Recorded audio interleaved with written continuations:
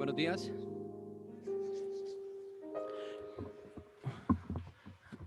Esa era una prueba. Buenos días. Ahora sí. Bueno, ya se dieron cuenta, están recibiendo la Santa Cena esta mañana. Eso significa que vamos a hacer la Santa Cena al finalizar de este mensaje, pero quiero que desde ya la tengan ahí lista, ¿bien? Así que póngala en un ladito o ubíquese por ahí y la tiene ahí preparada para cuando llegue el momento vamos a tomar la Santa Cena. Tiene mucho que ver con lo que hoy vamos a hablar y quiero que me acompañen esta mañana, por favor, a los salmos y vamos a ir al Salmo 32. Recuerde que estamos en una serie titulada Hacedores de Paz y hoy estamos en el Salmo 32. Si usted no ha sido bautizado por inmersión, no tiene que tomar la Santa Cena, es recomendable no hacerlo. Y gracias al Señor, hoy algunos lo van a poder hacer por primera vez, ya que algunos se bautizaron hace poco. Entonces es una gran bendición tomar este tiempo con ustedes también. ¿Están allí en el Salmo 32?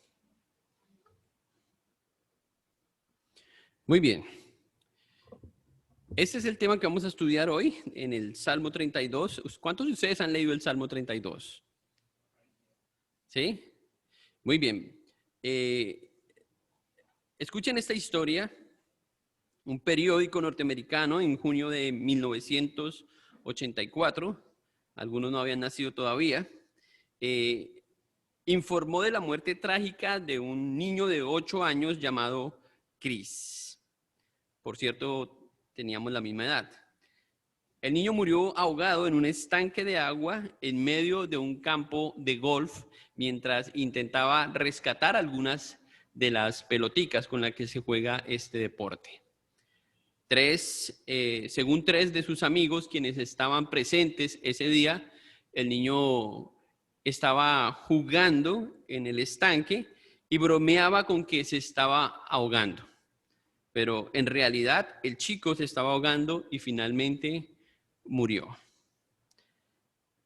Tras esta tragedia, los 3 amigos empezaron a sufrir varios problemas. Uno lloraba mucho y tenía que dormir con su mamá. El otro empezó a ver alucinaciones y a escuchar a su amigo gritando, pidiendo auxilio. El mayor, que tenía 18 años, fue suspendido en su trabajo porque no podía con los recuerdos.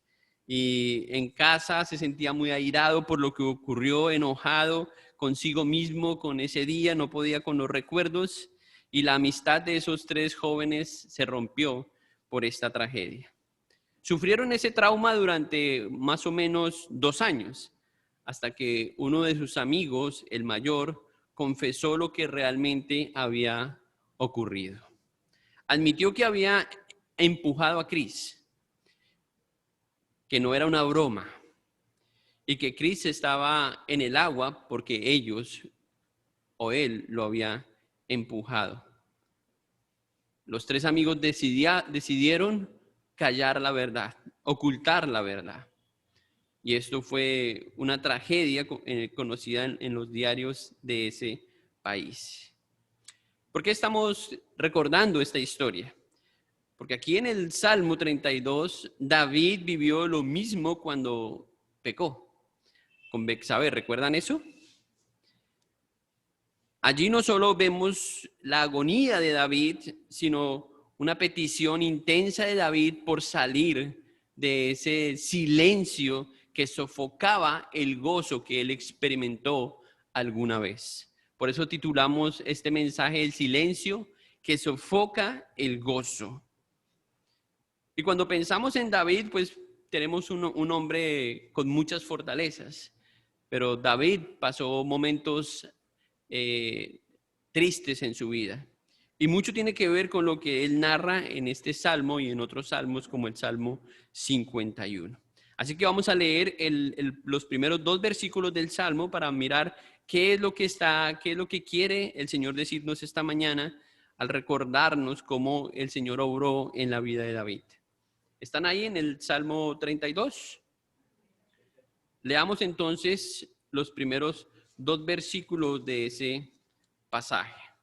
Dice: bienaventurado aquel cuya transgresión ha sido perdonada y cubierto su pecado. Bienaventurado el hombre a quien Jehová no culpa de iniquidad y en cuyo espíritu no hay, ¿qué dice? Engaño. Lo primero que leemos es que David pudo identificar la fuente de su gozo. En la condición en la que encontramos a David en este salmo no era la condición habitual del salmista. Al leer cuidadosamente el salmo, nos daremos cuenta de que se trata de un salmo instructivo. Eso quiere decir, por obvias razones, que nos va a dar instrucciones acerca de algo. Para meditar en esto, se usa una palabra que incluso el salmo lo menciona ahí en el encabezado. Miren el encabezado del Salmo 32. Dice: Salmo de David, masquil. Eso es lo que significa la palabra hebrea, meditar o meditación, que en la poesía tenía que ver con cantar meditando en aquello que se recordaba, ¿sí? Además se conoce este salmo como un salmo penitencial, junto con el Salmo 51 que ya mencioné. Agustín y Lutero lo llamaban los salmos paulinos por su contenido, y vamos a entender mejor por qué hacía referencia a estos salmos de esta forma. Los dos son un par de salmos importantes en la vida de David, ¿sí? En los momentos más difíciles de su vida, más oscuros, podríamos decir, más sombríos de la vida de David. Y cronológicamente, si tuviésemos que poner el orden de estos salmos, primero sería el Salmo 51 y luego el Salmo 32 que vamos a estudiar. Así que es un salmo que al mismo tiempo habla de algo trágico, pero como escuchamos a David decir desde los versículos 1 y 2, David se está adorando a Dios por lo que él puede recordar mirando su pasado. Y lo primero que él dice en el Salmo es: bienaventurado aquel cuya transgresión ha sido perdonada. ¿En quién está pensando David? Por supuesto que está pensando en él. El Salmo inicia entonces con una bienaventuranza o un gozo, como se puede traducir esta palabra, de recibir el perdón de Dios, que fue precisamente lo que experimentó David cuando pecó. Pero no ocurrió de forma inmediata cuando él pecó. Y podemos recordar eso en el Antiguo Testamento, en 2 de Samuel.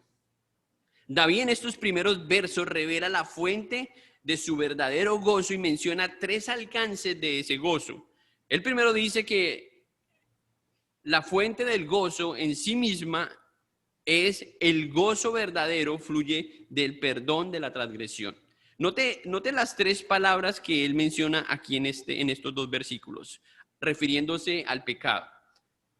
En la primera línea, bienaventurado aquel cuya transgresión ha sido perdonada. Luego en la segunda línea dice: y cubierto su pecado. Y en la tercera línea dice: no culpa de iniquidad. 3 palabras: transgresión, pecado, iniquidad. 3 palabras que podrían incluso ser sinónimas para describir el pecado, pero en sí misma denotan algo más del pecado, y por eso menciona 3 palabras diferentes. Entonces, lo primero que David nos recuerda es de dónde venía su gozo, ¿sí? ¿De dónde venía? ¿Cuál era la fuente de su gozo? En el Salmo 51, ustedes recuerdan eso, y quizás debemos leerlo porque lo vamos a mencionar varias veces. Vamos al Salmo 51, por favor. Pongan ahí su dedo un momento. Y lo leemos porque es importante. Y lo vamos a leer creo que más de una vez. Quizás ustedes recuerdan esto en el versículo 12. Dice el versículo 12: vuelve el gozo de tu salvación y espíritu noble me sustente. ¿Recuerdan esa petición de el salmista o de David ahí en el Salmo 51? Entonces, David estaba recordando que en el momento en que él pecó, perdió esa comunión con Dios y por ende el gozo de tener esa relación con Dios por su pecado. En el Salmo 51 describe la angustia, el terror de estar atrapado, de estar callado por el pecado. Y aquí en el Salmo 32 ahora exalta a Dios porque Dios había mostrado su benevolencia a través del perdón divino. Entonces por eso él dice, bienaventurado, bienaventurado aquel cuya transgresión ha sido perdonada. Y lo primero que vemos entonces en estos tres términos que él usa es que el gozo verdadero fluye del perdón de la transgresión. Ahora, ¿qué es transgresión? Bueno, definamos la transgresión como una violación a un precepto o a una ley. Eso es simplemente violación. La raíz de la palabra en sí misma es rebelión contra la autoridad divina. Eso es rebelión. Pero no estamos hablando simplemente de algo moralista. De hecho, Juan explica mejor eso cuando en primera de Juan capítulo 3, el versículo 4 dice, todo aquel que comete pecado infringe también la ley, pues el pecado es infracción de la ley. Pero no es una infracción en sí misma, como un acto de ley en sí misma, sino lo que hace grave a esa infracción es que ofende al Creador. Por eso se llama pecado, ¿sí? Porque ofende al tres veces santo. No es solamente un precepto moral acerca de cambiar algo o hacer un ajuste. No existe algo más aterrador que tener a Dios como su enemigo. Y es precisamente la condición de cualquier persona que no ha experimentado el perdón definitivo de Dios. Esa es la condición en la que muchos se encuentran y pocos lo saben. Pablo dice, en las palabras del apóstol Pablo, dice en Romanos capítulo 5, versículo 10 al 12, cuando éramos enemigos de Dios, Él hizo las paces con nosotros a través de ¿qué? De la muerte de su Hijo. No sé si alcanzan a leer ahí o lo pueden leer en su Biblia. A través de la muerte de su Hijo. Con mayor razón, ahora somos amigos de Dios y Él nos va a salvar por medio de la vida de Cristo. Y escuchen lo que dice, está hablando Pablo. Además, ahora ¿qué dice? Alegramos por lo que Dios ha hecho, ya que tenemos amistad con Dios a través de nuestro Señor Jesucristo. Es decir, que Pablo también había experimentado esa alegría, ese gozo por que Dios había perdonado sus pecados, o, para usar la palabra correcta, sus transgresiones. Y Pablo podía entender exactamente lo que David había dicho. Literalmente en el hebreo, perdonar significa levantar de algo, ¿sí? Dios levanta nuestra deuda, Dios salda nuestra deuda y nos quita la deuda que tenemos. Eso es lo que produce en nosotros o debe producir el gozo. No es una alegría temporal, es un gozo de saber que estamos a cuentas con Dios. Porque si hay algo que aterra a una persona es pensar, por ejemplo, en el juicio. Por eso a las personas no les gusta hablar del juicio de Dios. Es mejor hablar del amor, de la paz, del gozo, ¿cierto? Porque es aterrador pensar que vamos a estar enfrente de Dios y que vamos a tener que pagar por cada uno de los pecados o ofensas que hemos cometido en contra de Dios mismo. Pero David reconoce que hay un gozo experimentado en su vida porque Dios perdonó sus transgresiones. Luego, la otra palabra que él menciona, el segundo alcance de esa fuente verdadera de gozo, la menciona con la palabra pecado. Miren nuevamente el pasaje. Y cubierto su pecado. Luego, primero dice en la transgresión que ha sido perdonada y ahora dice que el pecado ha sido cubierto, que su pecado ha sido cubierto. Entonces, el segundo alcance de la fuente verdadera de gozo es cuando el gozo fluye cuando el pecado es cubierto.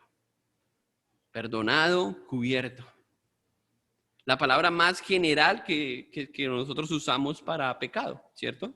Es esta. no dar en el blanco. Eso es lo que significa cuando hablamos de pecar o ofender a Dios. O como diríamos en buen costeñol, no dio la talla, ¿cierto? Dios levanta y quita nuestra transgresión, y no solamente eso, sino que nos cubre.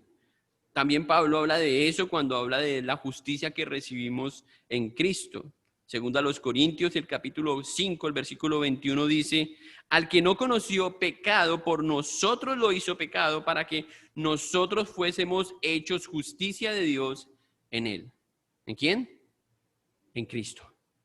¿Sí? Es decir, que solamente a través de Cristo Él puede cubrir nuestro pecado. Y esta palabra cubrir en el Nuevo Testamento no es muy común. En el Antiguo Testamento era una palabra muy usada, porque el pecado, recuerdan los sacrificios, tenían esa idea de que cada vez que se sacrificaba un animal, el pecado era cubierto. Pero con Cristo el pecado no solamente es cubierto, sino como dice Pablo aquí, al que no conoció pecado por nosotros, lo hizo pecado para que fuésemos hechos la justicia de Dios. Es decir, que Él no solamente cubrió el pecado, sino que Él lo quitó definitivamente. Eso es lo que hace Dios, y eso es lo que produce gozo en una persona cuando recibe a Cristo. Esta es la primera experiencia de un creyente verdadero. Es el gozo por ser perdonado. No hay una persona que haya sido realmente convertida que no haya recibido el gozo del perdón divino. Ustedes no sé si tuvieron esa experiencia, recordaron eso. En mi vida fue algo muy particular, porque recuerdo exactamente qué le dije a Dios. Y fue, podría decir que una lista de pecados. O sea, me tomé el tiempo suficiente para pensar en cada uno de los pecados, de las cosas por las cuales yo había ofendido a Dios. Y cuando yo miré la lista que tenía, era una lista enorme. Y apenas tenía como 19 años.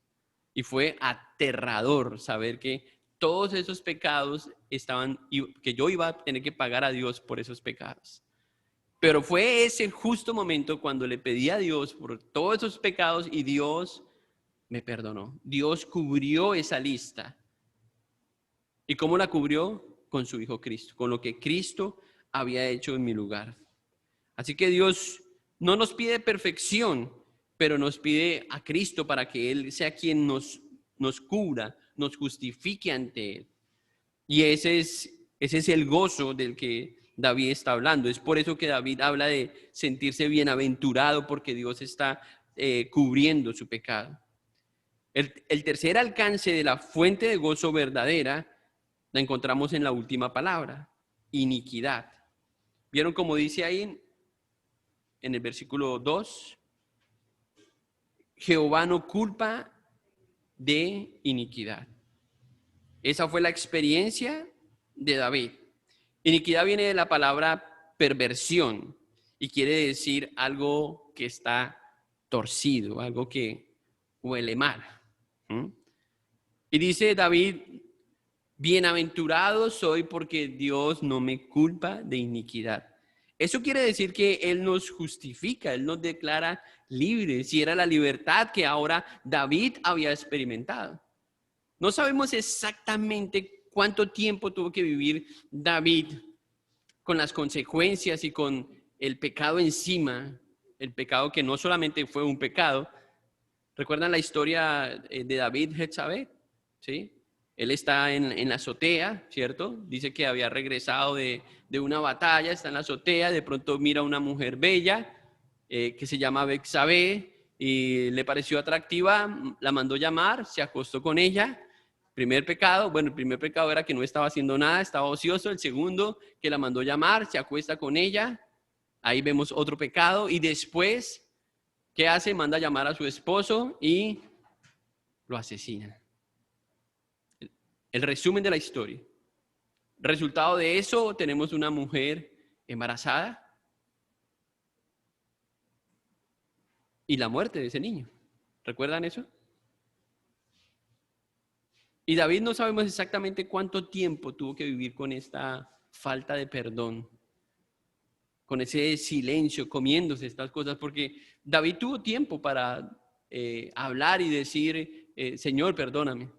Pero vemos que un pecado lo llevó al otro y otro pecado lo llevó a otro pecado, y cuando ya esto se hizo tan grande, entonces vemos el Salmo 51, donde David exclama, Señor, devuélveme el gozo de la salvación. Y ya vamos a ver las consecuencias trágicas de quedarnos callados cuando estamos pecando y no confesamos nuestro pecado. Pero primero David dice, bienaventurado el Señor, porque el Señor nos ha librado del pecado. Ahora David se siente confiado en lo que Dios ha prometido hacer, porque él ha experimentado eso que Dios ha prometido hacer. Todos aquí hemos cometido transgresiones, pecados, iniquidades que necesitan ser no solamente confesadas, sino perdonadas por Dios. David en el Salmo 51 hace esta petición porque él disfrutaba de su comunión con Dios, con su relación con el Señor, pero tan pronto pecó y mandó matar a Urías, las cosas cambiaron. Y él tuvo que callar estas cosas, o decidió, no tuvo, perdón, decidió callar estas cosas en vez de confesarlas temprano. Y ahí es cuando leemos el versículo 12 que ya leímos. Vuélveme el gozo de tu salvación. Había perdido el gozo continuo de ser perdonado, justificado por Dios. ¿Cómo se pierde eso? Fácilmente, el pecado. La falta de confesión. En el versículo 2, David menciona, miren el versículo 2 nuevamente, dice el versículo 2, bienaventurado el hombre a quien Jehová no culpa de iniquidad y en cuyo espíritu, que dice, no hay engaño. David menciona el engaño porque él sabía que el enemigo de nosotros era más grande, que él no podía confiar en sí mismo. David reconocía que había un enemigo. ¿Cuáles son los enemigos del cristiano? La carne, el pecado y el mundo, ¿verdad? Y si reconocemos cuáles son nuestros enemigos o los enemigos de Dios, tenemos que pensar como David. En primera de Pedro 5:8 nos advierte Pedro, sed sobrios y velad, porque vuestro adversario el diablo como león rugiente anda alrededor buscando a quien devorar. ¿Y cómo lo va a hacer? Satanás no está inventando nada nuevo. Las mismas estrategias desde el paraíso le han funcionado. ¿Recuerdan lo que vimos hace 8 días? La idolatría, los deseos, el enfoque en sí mismo y no en Dios. El gozo verdadero es para los cristianos honestos. Un cristiano al que uno pudiera escucharle bienaventurado el Señor por esto, es el cristiano honesto. El cristiano que confiesa su pecado, el cristiano que vive una vida transparente ante Dios y consigo mismo. Esto no es un asunto de perfeccionismo, ¿no? Porque Él nos ha dicho claramente en Primera de Juan, si confesamos nuestros pecados, Él es fiel y justo para librarnos, para limpiarnos. La confesión es la única forma de mantener el gozo del Señor. ¿Qué pasa si no confesamos un pecado? Eso se acumula, ¿cierto? Y un pecado nos lleva al otro, y luego al otro, y luego al otro. Y en algún momento vamos a sentir que estamos en un desierto absoluto, en un pozo oscuro, y no podemos ver la salida. Simplemente porque no hemos confesado nuestro pecado. Y callar no es la solución. Si callamos, solamente estamos silenciando el gozo de nuestra salvación experimentado por el perdón divino al callar el pecado. No estamos hablando de cristianos perfectos, sino sinceros y honestos con Dios. Ahora, ¿qué le podemos ocultar a Dios? Nada. Dios conoce absolutamente todo de nosotros. Entonces, ¿por qué no nos confesamos? La razón es porque estamos centrados en nosotros. No porque queramos revelar algo a Dios, porque Dios ya lo sabe. Y hay pecados ocultos. Hay pecados que están ahí albergados en alguna parte de nuestra vida que solamente usted y Dios lo saben. Pero lo que Dios espera no es que usted lo tenga bien reservado, sino que lo confiese y se aparta. Porque Él dice que el que lo confiesa y se aparta de Él alcanzará misericordia. Ahora, David es el hombre conocido como el hombre conforme al corazón de Dios, ¿cierto? Pero ¿qué pasó? Se dejó engañar. Y si esto le pasó a David, ¿le puede pasar a usted? ¿O solamente a David? En el camino, en el ministerio, he visto tantos hombres caídos, muchos de ellos pastores, jóvenes, líderes de iglesias. No importa quién es, el pecado no hace excepción de personas. Y si tú no aprendes a confesar y a tener una vida de confesión diaria, en algún momento vas a pasar un momento oscuro de tu vida, como el que pasó a David. Hasta que no encuentres en el Señor el perdón por tus pecados, por tus transgresiones, por tus iniquidades. ¿Tienes un pecado oculto en tu vida? ¿Necesitas confesar algo y no lo haces por una razón? Examina cuál es la razón. Si no lo haces, nunca regresará ese gozo de la salvación en sí misma. Y podemos estar incluso enseñando una lección, podemos estar liderando en algún área, aquí mismo en la adoración, y tener un pecado ahí aguantado. Y lo más triste de eso es que nos estamos secando por dentro. Y por eso la confesión es algo tan importante. Leamos el versículo 3 y versículo 4. Miren lo que le pasó a David por no hacer lo correcto en el momento correcto. Aquí vemos las consecuencias de callar el pecado. Las consecuencias. Versículo 3 y 4. Mientras callé, se envejecieron mis huesos en mi gemir todo el día, porque de día y de noche se agravó sobre mí tu mano. Se volvió mi verdor en sequedad de verano. ¿Qué le pasó entonces a David? David enfrentó muchas batallas. Era un guerrero, ¿recuerdan eso? Las historias de niño, ¿sí? Goliat y muchas otras batallas. Pero quizás esta es la batalla que más lo afectó a él. El día que él estaba ahí en ese balcón. Afectado porque cayó su pecado, silenció lo que había hecho. Si David hubiera nada más visto a esta mujer con lujuria y hubiese dado la espalda y hubiera buscado a Dios y confesado su pecado, ¿no creen que la historia de David hubiera sido diferente? ¿Cierto que sí? Pero mire hasta dónde llegó el pecado. Y esto nunca cesa, hermanos. Esto va como una bola de nieve. Y lo que Dios quiere evitar es la destrucción, porque el pecado, Satanás vino para matar, para robar y destruir, y lo hace a través del pecado. Dios devolvió ese gozo verdadero a David. Lo primero en el versículo 4 ya lo leímos, por medio de la obra del Espíritu Santo. Recordemos que solamente Dios puede hacer eso.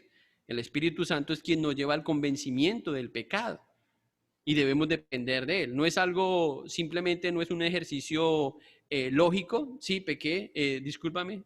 No, no es algo así simplemente. No es un ejercicio moral tampoco.